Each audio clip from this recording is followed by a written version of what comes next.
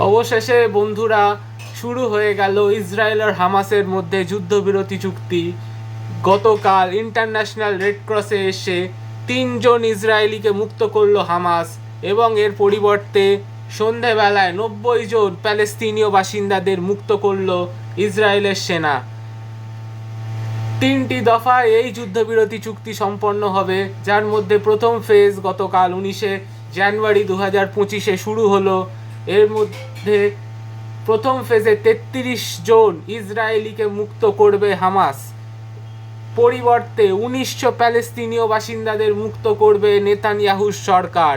গতকাল যেটা ভিডিওতে দেখতে পাচ্ছেন, ইন্টারন্যাশনাল রেড ক্রসে এসে বন্দীদের মুক্ত করবার প্রস্তুতি নিচ্ছে হামাস, এবং এই যুদ্ধবিরতি চুক্তি সম্পন্ন হচ্ছে 3টি দেশের মধ্যস্থতায়: মিশর, কাতার ও মার্কিন যুক্তরাষ্ট্র।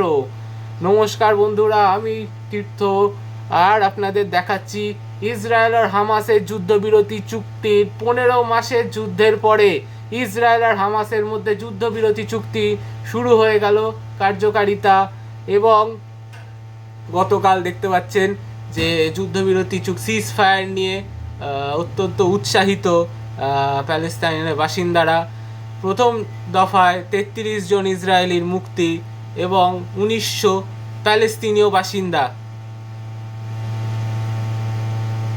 ইন্টারন্যাশনাল রেড ক্রসে কালকে ইসরায়েলের হাতে সঁপে দিচ্ছে 3 জন ইসরায়েলি বন্দীকে।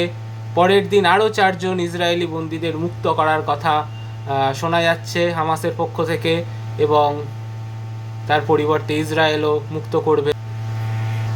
আর এইটা হলো সেই সময়কার ভিডিও যখন ইন্টারন্যাশনাল রেড ক্রসে এসে 3 জন ইসরায়েলি বন্দীকে ইসরায়েলের হাতে তুলে দিচ্ছে হামাসের লোক।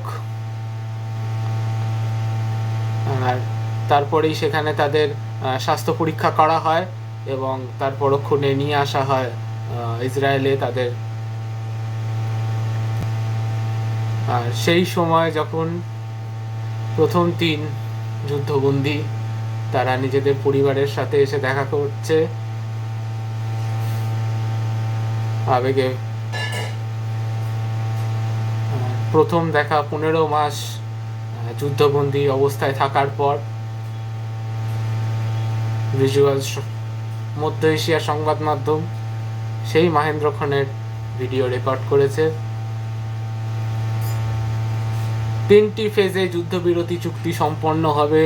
প্রথম ফেজে 33 জন ইসরায়েলির মুক্তি এবং পরিবর্তে 1900 প্যালেস্তিনীয় বাসিন্দা যাদের ইসরায়েলে বন্দি রেখেছে নেতানিয়াহুর সরকার, তাদের মুক্ত করবে ইসরায়েল। দ্বিতীয় ফেজে হামাস যে সকল বন্দীরা সেখানে জীবিত আছে, যে সকল ইসরায়েলি তাদের আটকে রেখেছে হামাস, তাদেরকে মুক্ত করবে, এবং তার পরিবর্তে 1 লাখেরও বেশি প্যালেস্তিনীয় বাসিন্দা দ্বিতীয় ফেজে যে সকল যুদ্ধবন্দীদের সেখানে আটকে রেখেছে হামাসের দল, তাদেরকে মুক্ত করবে, জীবিত যারা যুদ্ধবন্দী তাদেরকে। আর পরিবর্তে শয়ে ইসরায়েল শয়ে প্যালেস্তিনীয়দেরও মুক্ত করবে নেতানিয়াহুর সরকার। তবে এই বিষয়ে একটা জিনিস খুব স্পষ্ট, নেতানিয়াহুর সরকারের সকলে কিন্তু এই যুদ্ধবিরতি চুক্তির পক্ষে নয়। 2:1 এই রেশিওতে কিন্তু এই যুদ্ধবিরতি চুক্তি নেতানিয়াহুর সরকার যখনই এই যুদ্ধবিরতি চুক্তির ওপর সম্মতি জানায়, ঠিক পরক্ষণেই 3 জন মিনিস্টার তারা কিন্তু পদত্যাগ করে নেতানিয়াহুর ক্যাবিনেট মিনিস্ট্রি থেকে।